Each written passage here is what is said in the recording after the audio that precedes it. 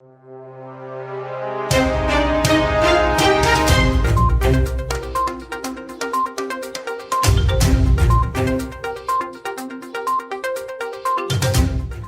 to Our India News Hour.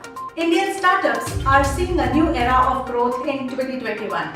As we enter 2021, from the year uncertainty, it has brought unprecedented changes in the startup ecosystem and consequently changed entrepreneurs' outlook on success completely. Many startups have taken diverse business models, partnering with OTTs, education platforms, and subscription services that do not rely on online shopping and develop those verticals for cash flow. Sectors such as e-health, fintech, edtech, e-commerce, and consumer tech will continue to attract investors. The startup ecosystem achieved several milestones, from boosting more than 50,000 tech startups and raising billion-dollar funding deals to India becoming the third largest startup ecosystem, from building digital and tech infrastructure in the country to promoting women and student entrepreneurs. While COVID-19 may have turned our lives upside down, it has certainly provided an opportunity for Startup Bharat to rise to the occasion. With an influx of youth, startups from non-metro cities rose to the challenges thrown by COVID-19 with zeal and positivity and worked hard to innovate. Let's look into today's headlines in Our India. Where is Alibaba founder Jack Ma since 2 months? Jack Ma, the Chinese tech billionaire and the founder of Alibaba, is missing from the public eye for over 2 months, supposedly after he came in conflict with the President Xi Jinping-led Central Communist Party government.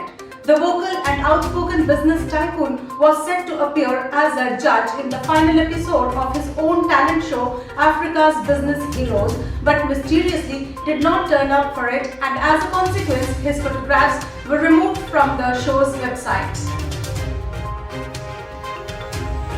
Karan Bajwa to head Google Cloud APAC. Google Cloud announced Karan Bajwa's elevation as its new leader for the Asia-Pacific region. Well, presently, Bajwa leads Google Cloud in India. He will lead all regional revenues and go-to-market operations for Google Cloud, including on Google Cloud Platform, that is GCP, and Google Workspace from today, the company announced in a statement. Bajwa succeeds Rick Harshman, who leaves the organization for a new opportunity, the company said.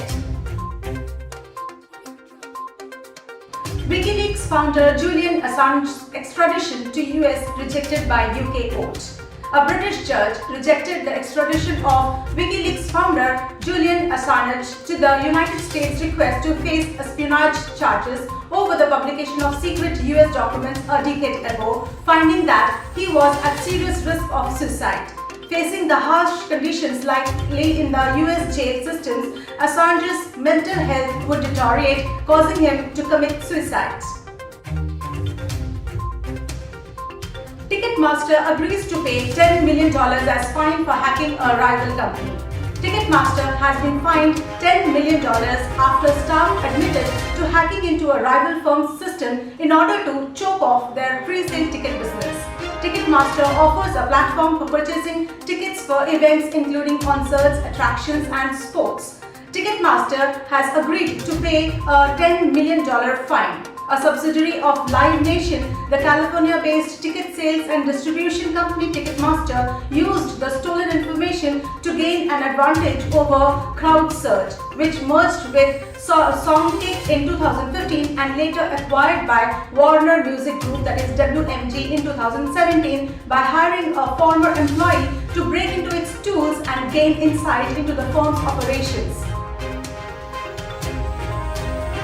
Microsoft source code accessed but not altered by SolarWinds hackers. The hackers behind the SolarWinds supply chain attack managed to escalate access inside Microsoft's internal network and gain access to a small number of internal accounts which they used to access Microsoft's source code repositories. The OS maker said the hackers did not make any changes to the repositories they accessed because the compromised accounts only had permission to view the codes but not alter it. Microsoft emphasized that despite viewing some source codes, the threat actors did not escalate the attack to reach production systems, customer data, or use Microsoft products to attack Microsoft customers. Workers Union formed by Google employees in US.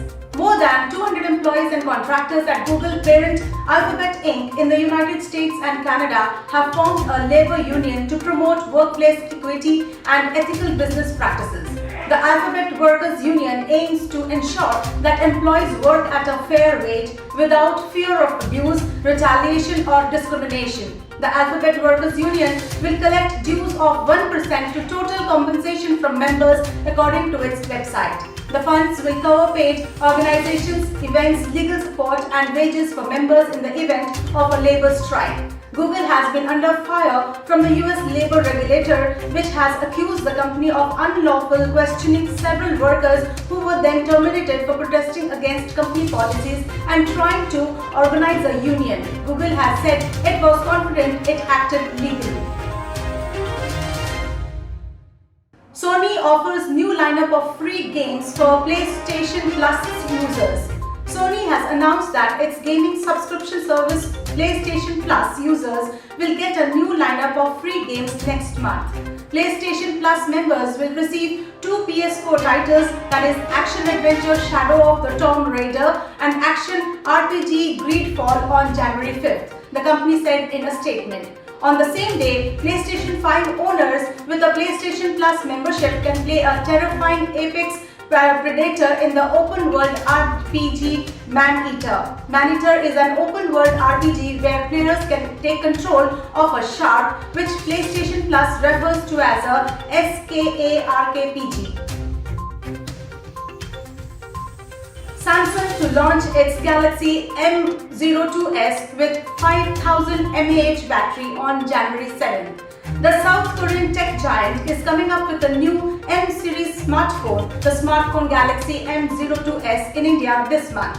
The Galaxy M02s price in India will be under ₹10,000 with 6.5-inch HD plus display with an infinite V notch for the selfie camera. The handset is going to come powered by a Qualcomm Snapdragon processor paired with 4GB RAM as speculated. It is said to come backed by a 5000 mAh battery. Qualcomm's Snapdragon 480 chipset brings 5G to low-end phones. Qualcomm has launched the Snapdragon 480, its first 5G chipset designed for affordable handsets that fall somewhere in the $200 price range.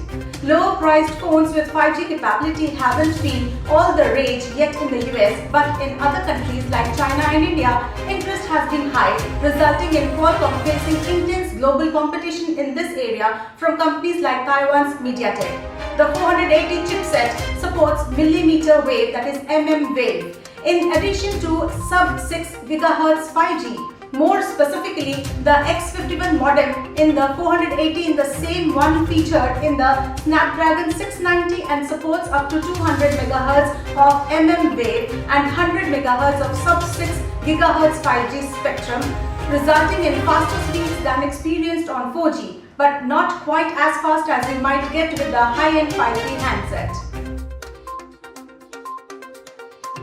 Prerna Mehrotra to lead Denshu APAC Media.